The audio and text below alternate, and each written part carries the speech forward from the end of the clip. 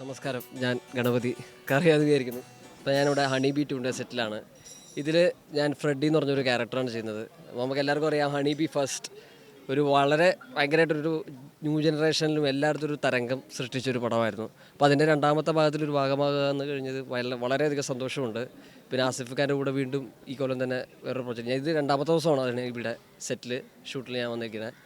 അപ്പം ആസിഫ് ഖാ, ബാലു, ഇപ്പോൾ ഇവരുടെ കൂടെ കവി ഉദ്ദേശിച്ച് കഴിഞ്ഞ് ഞാൻ വീണ്ടും വരുന്ന സെറ്റാണ്. അപ്പം മറ്റുള്ള സെറ്റിനേക്കാൾ ഭയങ്കര ഡിഫറെൻ്റാണ് അടിബി ടു അല്ല അടിബിയുടെ സെറ്റ്. കാരണം ഈ ഒരു ക്രൂ എന്ന് പറഞ്ഞാൽ ഭയങ്കര എനിക്ക് വർക്ക് ചെയ്യാൻ ഭയങ്കര ആഗ്രഹമുള്ളൊരു ക്രൂ ആണ്. കാരണം ഭയങ്കര രസമാണ് ഇവരുടെ ഒരു കെമിസ്ട്രിയൊക്കെ. അത് നമുക്ക് ക്യാമറയുടെ മുമ്പിൽ നിൽക്കുമ്പോഴും നമുക്കത് ഭയങ്കരമായിട്ട് ഉപകാരപ്പെടും. കാരണം ആ ഒരു ബന്ധമുണ്ട്.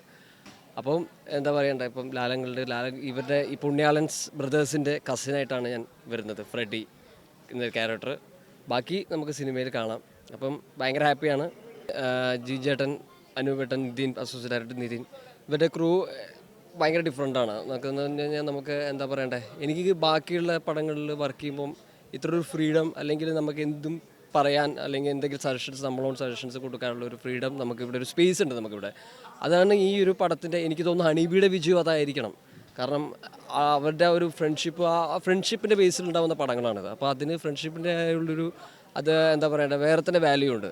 അതാണ് ഈ പടത്തിൻ്റെ വിജയത്തിൻ്റെ കാരണം എന്ന് ഞാൻ വിശ്വസിക്കുന്നു. അതേപോലെ തന്നെ ഹണി ബി ടൂവും ജിജേട്ടൻ എന്താ പറയണ്ടേ, ഞാൻ ജിജേട്ടൻ മുമ്പ് കണ്ട് സംസാരിച്ചിട്ടുണ്ട്. അപ്പം അപ്പോഴുള്ളൊരു ആഗ്രഹമാണ്. അപ്പോൾ ഞാൻ ജിജേട്ടൻ ഹണി ബി ടു സ്റ്റാർട്ട് ചെയ്യുമ്പോൾ തന്നെ ഞാൻ പറഞ്ഞിട്ടുണ്ടായിരുന്നു, ജിജേട്ടാ എന്തെങ്കിലും ഒരു റോൾ ഉണ്ടെങ്കിൽ എനിക്ക് എന്തായാലും തരണം. അപ്പം ജിജേട്ടാ ആലോചിക്കട അങ്ങനെ. പക്ഷേ എന്തായാലും വിളിച്ചു തന്നെ ഈ ഒരു ക്യാരക്ടർ തന്നു. വളരെയധികം സന്തോഷമുണ്ട്. സെക്കൻഡ് ത്രൂ ഔട്ട് നിൽക്കുന്നൊരു ക്യാരക്ടറാണ്. അപ്പം വൻ ഹാപ്പിയാണ്, ഫുൾ പവർ.